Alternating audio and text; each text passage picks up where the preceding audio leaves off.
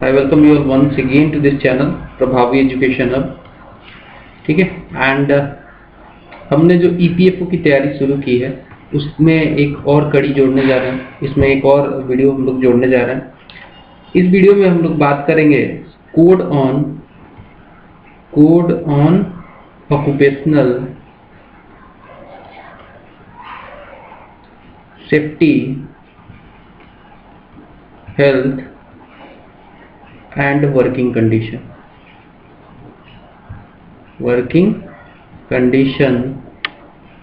2020। ये कोड जो है आखिरी कोड है इस सीरीज में। 3 कोड ऑलरेडी हमने डिस्कस कर लिया है। नंबर 1 डिस्कस किया था हमने, कोड ऑन वेजेस, है ना, ये हमने डिस्कस कर लिया है। Code on wages, code on industrial relation,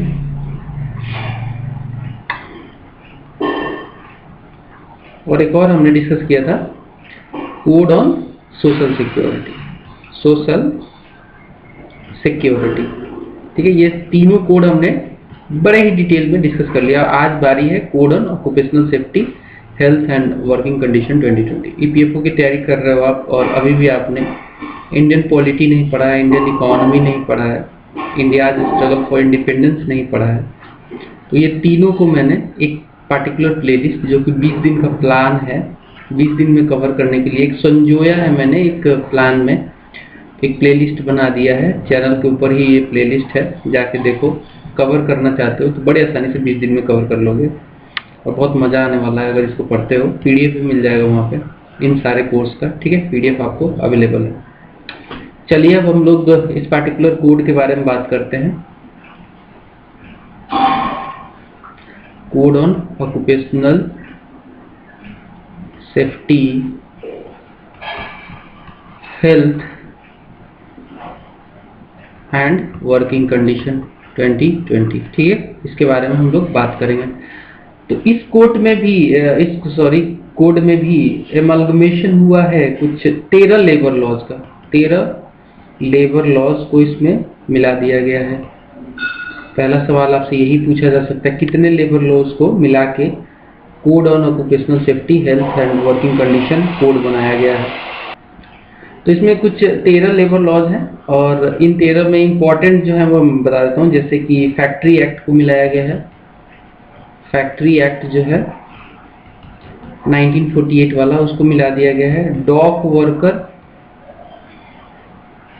act जो था 1986 वाला, उसको भी इसमें मिला दिया गया है। इसके अलावा कॉन्ट्रैक्ट लेबर एक्ट 1970 वाला भी मिला दिया गया है। Inter state migrant workers act को भी मिलाया गया है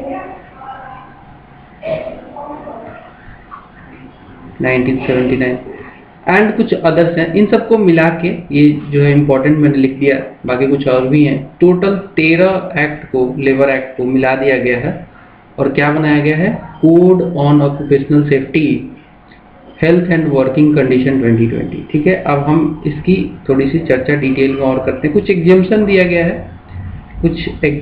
दिया गया है इसके लिए। तो कहा गया है कि एप्रोप्रिएट गवर्नमेंट जो चाहे तो किसी पार्टिकुलर इस्टेब्लिशमेंट या फिर क्लास ऑफ इस्टेब्लिशमेंट को इस कोड के प्रोविजन से बाहर कर सकती है। कौन चाहे तो एप्रोप्रिएट गवर्नमेंट। इसका मतलब समझो, एप्रोप्रिएट गवर्नमेंट से मेरा मतलब ये है कि हो सकता है वो सेंट्रल गवर्नमेंट हो या फिर स्टेट गवर्नमेंट हो। ये दोनों गवर्नमेंट,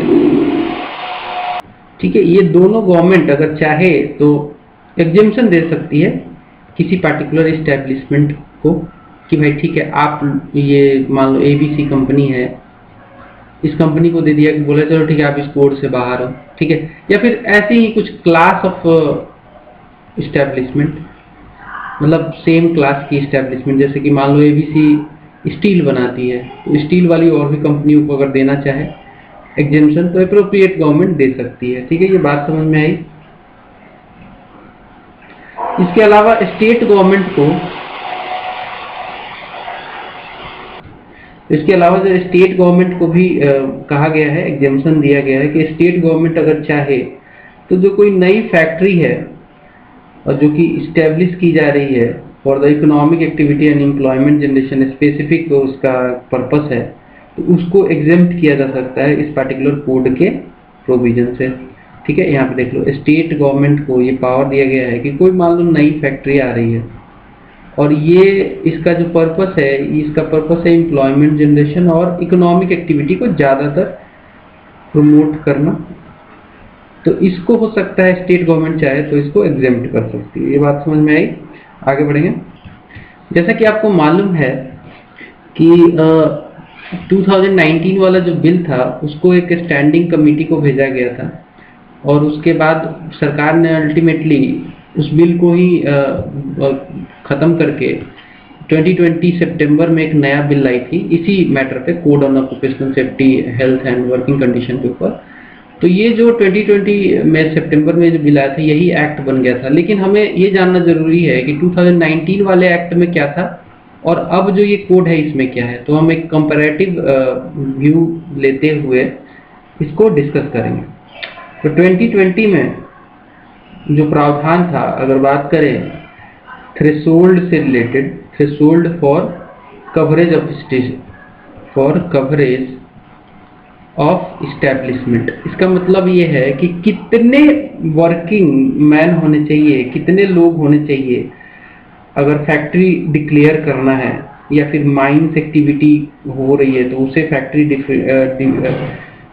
उसको बोलना है कि नहीं, ये डिटरमाइन करना है, तो कितने थ्रेशोल्ड होना चाहिए। तो फैक्ट्री के लिए 2019 में बोला गया कि एक फैक्ट्री तभी फैक्ट्री कही जाएगी जो एक प्रीमाइसेस है जिसका, जहाँ पे मैन्युफैक्चरिंग एक्टिविटी हो रही है। सबसे पहले तो मैन्युफैक्चरिंग एक्टिविटी हो रही है ना, और ये जो मैन्युफैक्चरिंग प्रोसेस है या एक्टिविटी है इसके लिए कम से कम या तो पहला कंडीशन है 10 वर्कर होने चाहिए। अगर यहाँ पे पावर यूज हो रहा है तो पावर यूज करके अगर मैन्युफैक्चरिंग एक्टिविटी हो रही है तो उसके लिए 10 वर्कर होने चाहिए। अगर पावर यूज नहीं हो रहा है तो 20 वर्कर, 20 वर्कर विदाउट पावर। ठीक है, ये बात समझ में आई? तभी उसको फैक्ट्री कहा जाएगा। ये बिल्कुल सेम है अगर बात करें फैक्ट्री एक्ट जो 1948 वाला था, उसमें भी यही प्रावधान थे जो कि सेम कॉपी कर लिया गया है इस कोड में। ठीक है, बिल्कुल कॉपी कर लिया गया। ठीक है, तो क्या है फैक्ट्री के लिए, क्या है थ्रेशोल्ड लिमिट 10 वर्कर अगर पावर यूज हो रहा है, मैन्युफैक्चरिंग एक्टिविटी हो रही है, प्रोसेस हो रहा है, या फिर 20 worker without power manufacturing activity हो रही है तो उसे फैक्ट्री कहा जाएगा। 2020 में जो नया वाला कोड आया है इसके हिसाब से थ्रेशोल्ड को इंक्रीज कर दिया गया है, थ्रेशोल्ड को इंक्रीज कर दिया गया।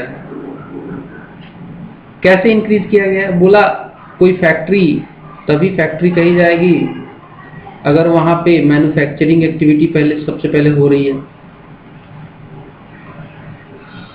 मैन्युफैक्चरिंग एक्टिविटी तो मस्ट है, ये हो रही हो, साथ में यहाँ पे 20 मैन पावर, 20 वर्कर होने चाहिए अगर पावर यूज हो रहा है तो, और 40 वर्कर होने चाहिए अगर पावर यूज नहीं हो रहा है तो।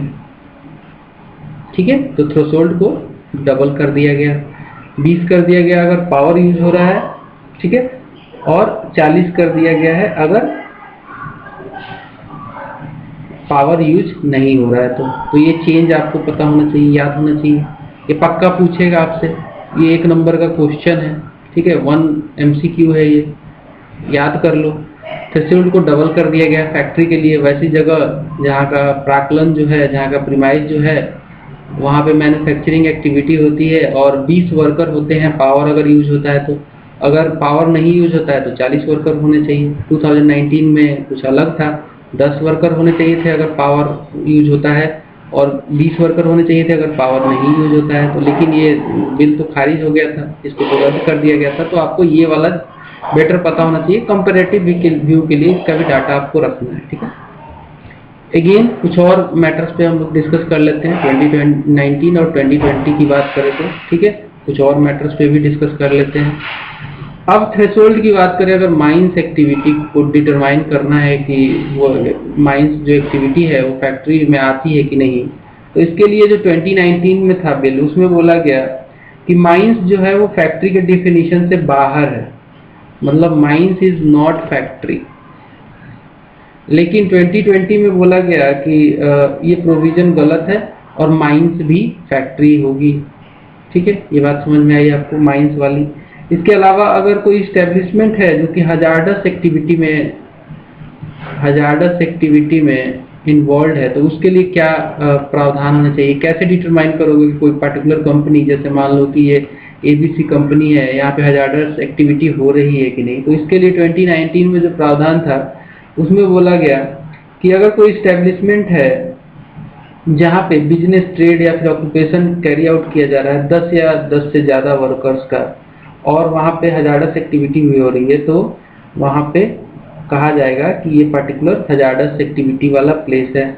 ठीक है, इसके लिए 10 बोला गया, 10 वर्कर होने चाहिए मिनिमम, कि अगर हजार्डस एक्टिविटी हो रही है और 10 वर्कर हैं तभी उसको हजार्डस एक्टिविटी वाला इस्टेब्लिशमेंट कहा जाएगा। ठीक है, 10 वर्कर हैं साथ में हजार्डस एक्टिविटी। हजार्डस एक्टिविटी क्या होती है, जैसे मान लो कि जहाँ पे जान माल को ज़्यादा खतरा है, केमिकल से रिलेटेड, माइन से रिलेटेड, ये सब हजार्डस एक्टिविटी में आते हैं। ठीक है, 2020 वाले बिल में बोला गया कि वैसी सारी इस्टेब्लिशमेंट जहाँ पे किसी भी प्रकार की हजार्डस एक्टिविटी हो रही है और रिगार्डलेस ऑफ कोई भी नंबर हो, चाहे बंदा एक भी क्यों ना काम कर रहा हो या फिर 5 क्यों ना काम कर रहा हो, ये 10 वाला थ्रेशोल्ड खत्म कर दिया गया। बोला कि हजार्डस एक्टिविटी किसी भी प्रकार की हो रही हो, हजार्डस एक्टिविटी किसी भी प्रकार की हो रही हो, इरिस्पेक्टिव ऑफ वहाँ पे नंबर, कितने मैन पावर काम कर रहा है नहीं कर रहा है, वो हजार्डस एक्टिविटी वाला फैक्ट्री कहा जाएगा, इस्टेब्लिशमेंट कहा जाएगा।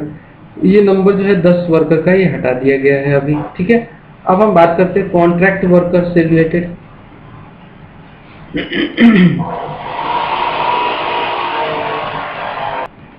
तो कॉन्ट्रैक्ट वर्कर से रिलेटेड जो प्रावधान 2019 में दिया गया था, उसमें कहा गया था कि गवर्नमेंट जो है, जो 2019 वाले बिल में बोला गया कि वैसे कॉन्ट्रैक्टर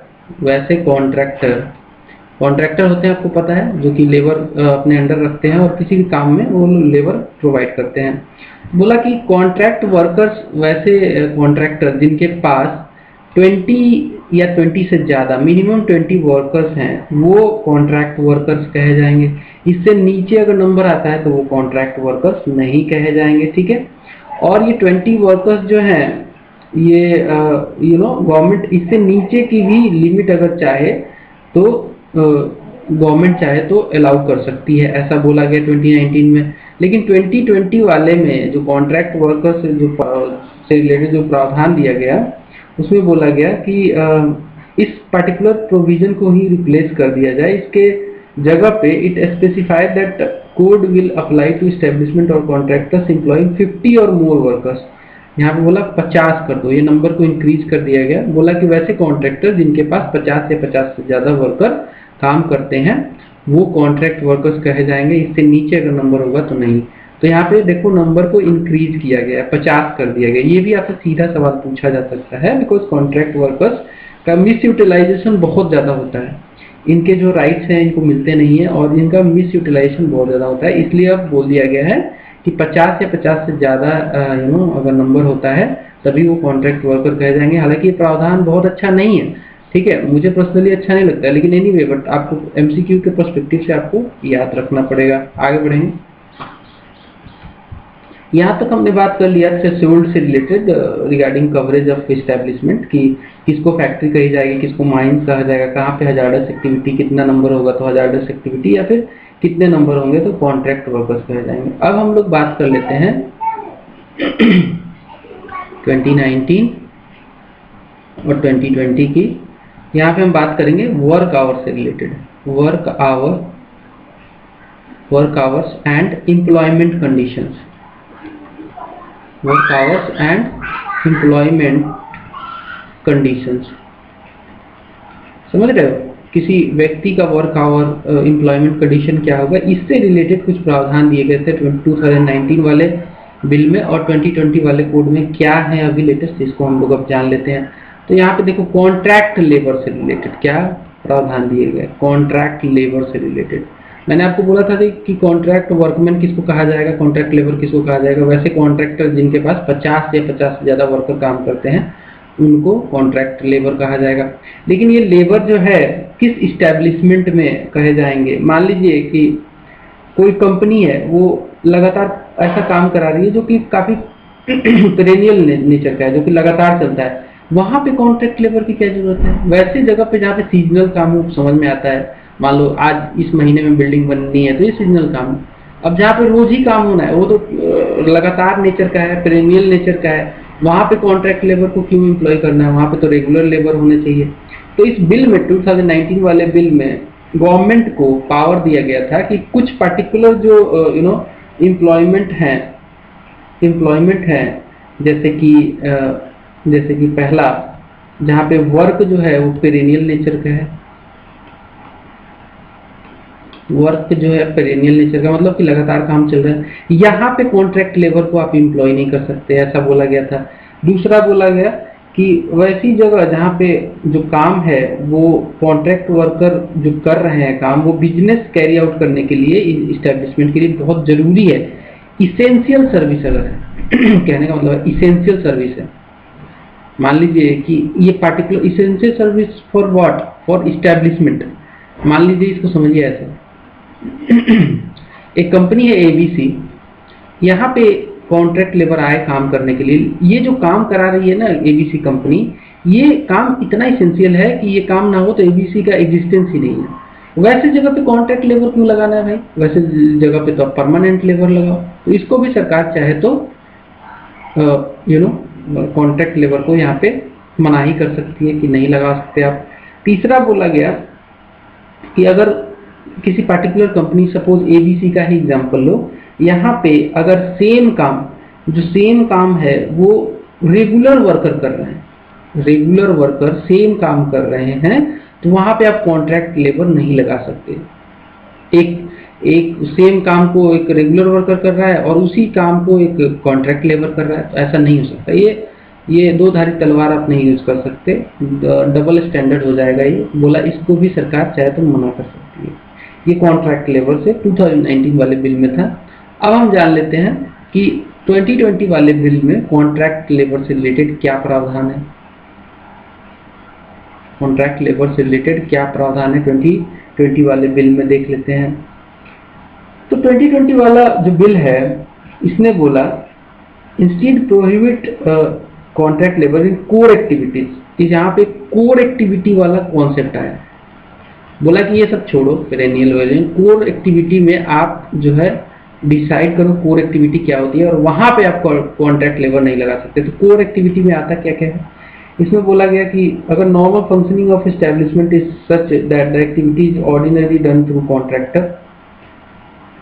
अगर मान लो कि वो एक्टिविटी ऐसी है जो कॉन्ट्रैक्टर ही करेगा, वहां पे लगाओ, ठीक है।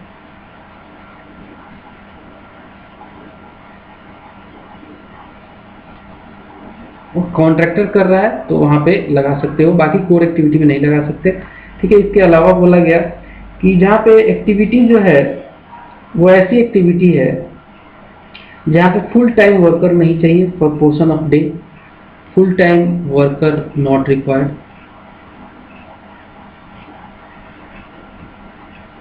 वहां पे आप कॉन्ट्रैक्ट लेबर लगा सकते हो, कोर एक्टिविटी में नहीं लगा सकते, बाकी इन सब में लगाओगे, ठीक है। जहाँ पे कॉन्ट्रैक्टर का ही काम है वहाँ पे लगाओ, फुल टाइम वर्कर जो है उसका रिक्वायरमेंट नहीं है वहाँ पे लगाओ कॉन्ट्रैक्ट लेबर। इसके अलावा बोला गया कि if there is a sudden increase in the volume of work, sudden increase हो जाता है वॉल्यूम ऑफ वर्क जो कि रेगुलर वर्कर नहीं कर पा रहे हैं, तो वहाँ पे भी आप कॉन्ट्रैक्ट लेबर लगा सकते हो। इसके अलावा बोला गया, लेकिन ये स्पेसिफाइड टाइम के लिए, ऐसा नहीं कि हमेशा के लिए लगा दोगे, इसके बाद कुछ समय बाद आपको परमानेंट वर्कर एम्प्लॉय करना पड़ेगा।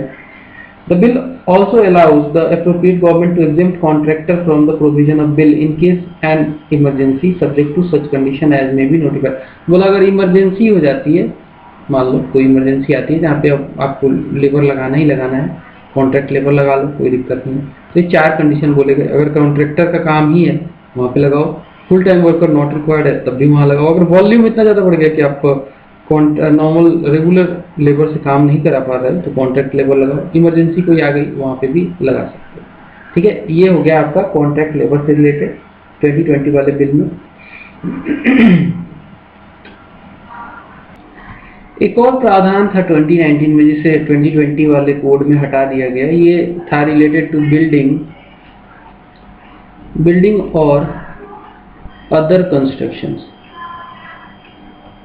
कंस्ट्रक्शन वर्क, इससे रिलेटेड था। इसमें क्या प्रावधान था 2019 में? इसमें बोला गया कि कोई भी कंस्ट्रक्शन वर्क चल रहा है, मान लो बिल्डिंग बन रही है, सड़क बन रही है, कुछ भी बन रहा है, अगर वहाँ पे 10 या 10 से ज़्यादा 10 और 10 मोर देन 10 अगर आप वहाँ पे वर्कर एम्प्लॉय करते हो तो उसको बिल्डिंग या फिर अदर कंस्ट्रक्शन वर्क के कैटेगरी में रखा जा रहा था। इस पार्टिकुलर प्रावधान को 2020 में वाले कोड में हटा दिया गया, बिल्कुल ही हटा दिया गया, ठीक है। अब हम बात कर लेते हैं work hour and employment daily work time से। डेली वर्क आवर लिमिट से कितना वर्क आवर डेली करा सकते हो आप, इसका लिमिट बनाया गया। तो 2019 में बोला गया कि मिनिमम जो है एप्रोप्रिएट गवर्नमेंट ही डिसाइड करेगी कि मिनिमम टाइम जो है या फिर मैक्सिमम टाइम वर्क लिमिट कितना होगा। मैक्सिमम डेली वर्क डिसाइड करने का पावर गवर्नमेंट को दिया गया, ठीक है। एप्रोप्रिएट गवर्नमेंट हो सकता है कि सेंट्रल गवर्नमेंट या फिर स्टेट गवर्नमेंट, जहाँ पे भी पर्टिकुलर वो इस्टेब्लिशमेंट है, कंपनी जहाँ भी काम कर रही है उसके हिसाब से वर्क आवर डिसाइड करने का टास्क दिया गया गवर्नमेंट को। ये जो प्रावधान है 2020 में ये बोला गया कि इसको फिक्स करो भाई, गवर्नमेंट क्यों डिसाइड करेगी, हम डिसाइड करते कोड में 8 आवर्स फिक्स करो, इससे ज़्यादा काम नहीं करा सकते आप। द बिल 2020 या फिर the code fix the maximum limit at 8 hours per day, ठीक है, 8 आवर्स पर डे, इससे ज़्यादा नहीं करा सकते। इसके अलावा कुछ और बातें हैं वो भी डिस्कस कर लेते हैं। 2019 और 2020 की बात कर रहे हैं हम। 2019 वाले बिल में क्या था, इसमें एम्प्लॉयमेंट ऑफ वुमेन से लेकर कुछ रेगुलेशन था। वुमेन से लेकर क्या था, 2019 वाले बिल में बोला गया कि अप्रोप्रिएट गवर्नमेंट प्रोहिबिट कर सकती है वुमेन के एम्प्लॉयमेंट को वैसी जगह पे जहाँ पे डेंजरस ऑपरेशन हो रहा है। डेंजरस ऑपरेशन जहाँ पे हो रहा है वहाँ पे सेंट्रल या स्टेट गवर्नमेंट, जिसको हम एप्रोप्रिएट गवर्नमेंट कहते हैं, ठीक है, सेंट्रल या स्टेट गवर्नमेंट प्रोहिबिट कर सकती है वुमेन का, प्रोहिबिट कर सकती है वुमेन का एम्प्लॉयमेंट प्रोहिबिट कर सकती है, ठीक है। लेकिन 2020 वाले बिल में बोला गया कि women will be entitled to employed in all establishment for all types of work under the bill. बोला कि ऐसा नहीं है, कोई डेंजरस कुछ नहीं है, वुमेन जो है एवरी टाइप ऑफ वर्क में इंटाइटल है। इस्टेब्लिशमेंट किसी भी तरीके की इस्टेब्लिशमेंट है वहाँ पे वो काम कर सकती है। It also provides that in case in they are required to work in operations where the hazardous activity is carrying out, the government may require the employer to provide adequate safeguard prior to their employment। बोला कि अगर मान लो ऐसा होता है कि किसी dangerous operation में वुमेन काम करना चाहती है, कर रही है, तो इसमें गवर्नमेंट क्या करेगी, गवर्नमेंट बोलेगी पर्टिकुलर इस्टेब्लिशमेंट को, इस केस में मान लो ABC कंपनी है, इसको बोलेगी भैया डेंजरस ऑपरेशन में वुमेन को तो एम्प्लॉय कर रहे हो, क्या कुछ सेफगार्ड है आपके पास? नहीं है तो फटाफट दे दो, सेफगार्ड दे दो, ठीक है। तो बोला यार ये डिस्क्रिमिनेटरी है, डेंजरस ऑप्स के नाम पे आप वुमेन का एम्प्लॉयमेंट छीन रहे हो, इसको 2020 वाले में दे दिया गया है, ठीक है। ये कुछ पॉइंट्स थे code on occupational safety health and working conditions 2020 से रिलेटेड। इसके अलावा कुछ और पॉइंट्स है इसमें, जैसे कि अगर बात करें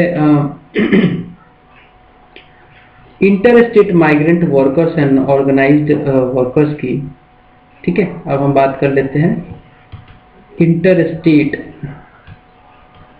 migrant workers and unorganised workers की बात कर लेते हैं। इनसे भी रिलेटेड कुछ प्रावधान थे 2019 में और 2020 में कुछ और ही है, उनको भी जान लेते हैं। तो डिफिनीशन की बात करते हैं कि डिफाइन कैसे किया जाएगा कि कौन बंदा इंटरस्टेट माइग्रेंट वर्कर है कि नहीं है।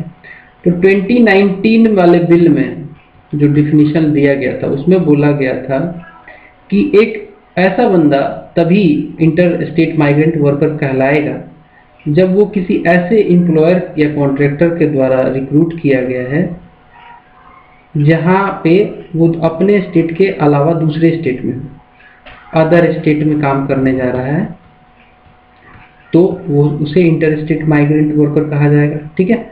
दूसरा बोला गया कि अगर वो ड्रॉ करता है wages with in the maximum amount notified by the central government, अगर वो बंदा, ठीक है, ये सब कंडीशन है, एक तो दूसरे स्टेट में जाके काम कर रहा है, दूसरा कि मैक्सिमम अमाउंट जो है सेंट्रल गवर्नमेंट का जो वेजेस से रिलेटेड है उसके अंडर ही वो ड्रॉ कर रहा है, तब भी उसे inter state migrant. Max wage fixed by central government, because ये इसलिए रखा गया, इसको समझो, अगर ये नहीं होता तो क्या होता, अगर सेंट्रल गवर्नमेंट के द्वारा मैक्स वेज के अंडर में बंदा काम नहीं करता तो मैं भी अगर मान लो inter state migrant worker type count होने लगूंगा, मैं एक सेंट्रल गवर्नमेंट की नौकरी कर रहा हूँ, अपने स्टेट को छोड़ के दूसरे स्टेट में काम कर रहा हूँ, मेरी सैलरी खूब है, तो क्या मैं इंटर स्टेट माइग्रेंट वर्कर कहलाऊंगा? नहीं। सरकार के द्वारा एक सीलिंग बनाई गई है मैक्स वेज, उस सीलिंग के अंदर ही अगर मैं जाके काम करता हूँ तभी मैं इंटर स्टेट माइग्रेंट वर्कर कहलाऊंगा। ये दो कंडीशन दिए गए। ठीक है।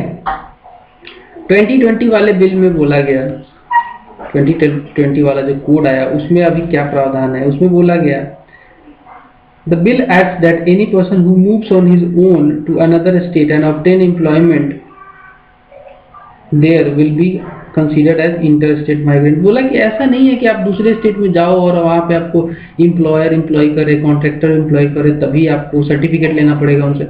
नहीं, आप अगर सेल्फ ही जाते हो किसी अदर स्टेट में और वहाँ पे जाके आप काम पकड़ लेते हो कोई सा भी, तो आप इंटर स्टेट माइग्रेंट वर्कर कहे जाओगे। मतलब इसको और सिंप्लीफाई कर दिया, इंटर स्टेट माइग्रेंट वर्कर कहे जाओगे। समझ में आई बात?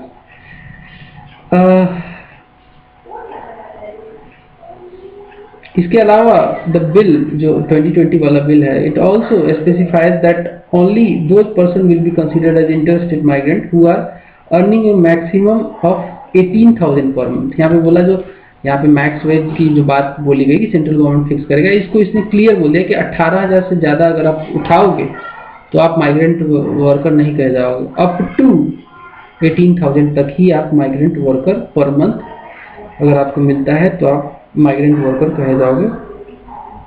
या फिर हो सकता है सेंट्रल गवर्नमेंट इसको बाद में रिवाइज कर दे तो उसके हिसाब से आप माइग्रेंट वर्कर कहे जाओगे। क्लियर है ये कॉन्सेप्ट माइग्रेंट वर्कर वाला? अब हम बात कर लेते हैं जो माइग्रेंट वर्कर होते हैं, इंटरस्टेट माइग्रेंट वर्कर, उनके लिए कुछ बेनिफिट दिया गया है क्या? Benefits to interstate migrant workers,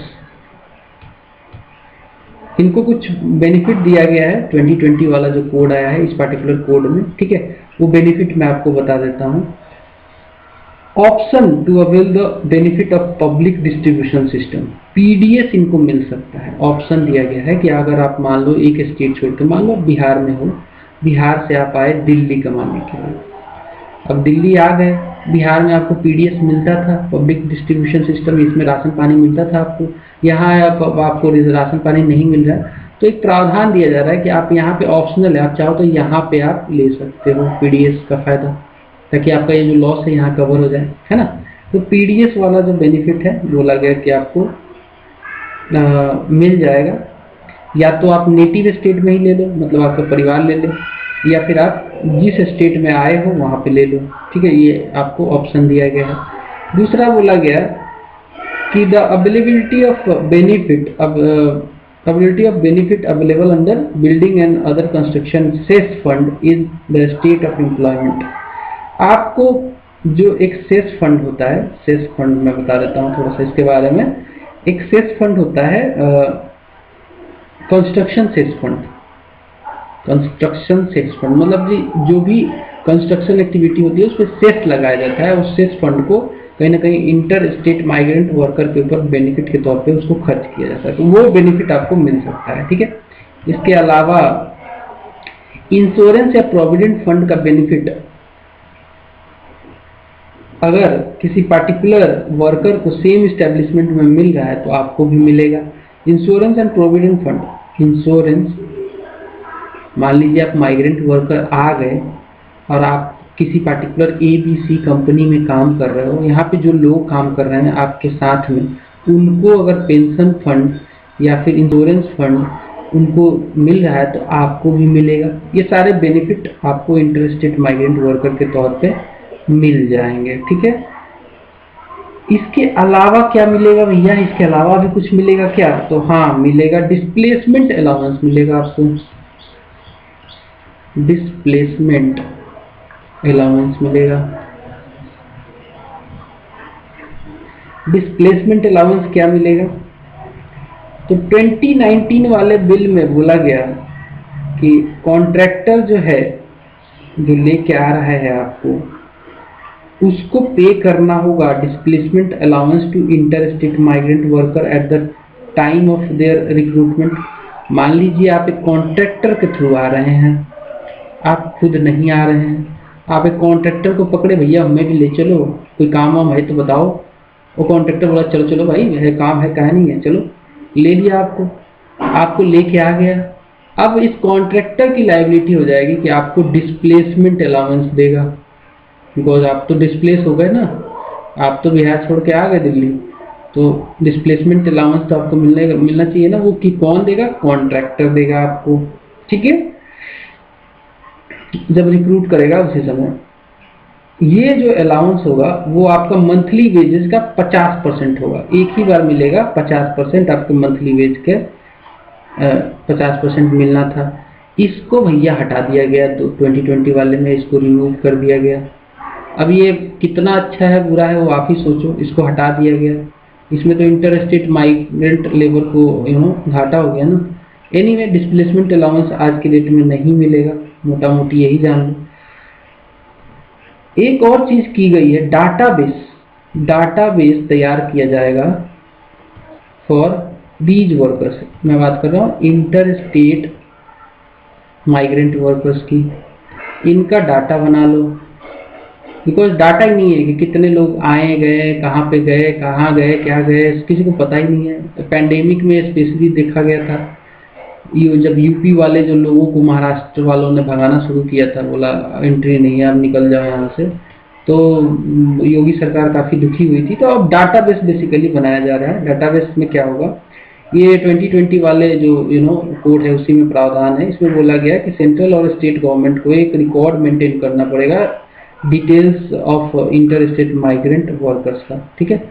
central government को भी मेंटेन करना पड़ेगा और जिस स्टेट से जा रहे हैं, जिस स्टेट में जा रहे हैं, उनको भी ये डाटा रखना पड़ेगा कि कौन लोग आए, कौन लोग गए। इंटर स्टेट माइग्रेंट वर्कर्स का एक पोर्टल बना के, पोर्टल पे आपको डाटा मिल जाएगा कि भाई इतने लोग गए हैं, इतने लोग आए हैं।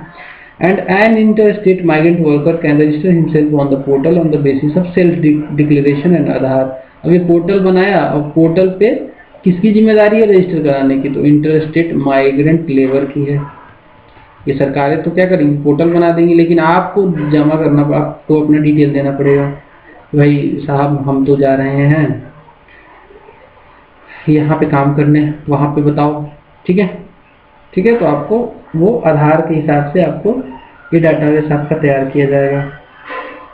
इसके अलावा भी कुछ है क्या? तो जी हाँ है, सोशल सिक्योरिटी फंड बनाई जाएगी। सोशल सिक्योरिटी फंड, ये तो मैं आपको ऑलरेडी बता चुका हूँ, लेकिन फिर से बता देता हूँ। सोशल सिक्योरिटी फंड बनाई जा रही है for the welfare of unorganised workers. Unorganised workers के लिए सोशल सिक्योरिटी फंड बनाई जा रही है, नेशनल लेवल पे भी, स्टेट लेवल पे भी। एंड जो अमाउंट है the amount collected from certain penalties under the code, ये जो कोड है इसके अंडर में मान लो कोई पेनाल्टी लगती है किसी पर्टिकुलर एस्टेब्लिशमेंट पे, तो उस पेनाल्टी वाले पैसे को इस फंड में डाल दिया जाएगा और इसको यूज किया जाएगा इनके वेलफेयर के लिए, ठीक है, अनऑर्गेनाइज्ड वर्कर्स के वेलफेयर के लिए यूज किया जाएगा, ठीक है। सो ओवरऑल इतना ही था इस कोड से रिलेटेड। आई होप कि आपको ये कोड पसंद आया होगा, समझ आया होगा। एक लाइक तो बनता है मेरे लिए, ठीक है, एक शेयर भी बनता है चैनल के लिए, सब्सक्राइब कर लो। मिलते हैं अगले वीडियो में, बाय बाय।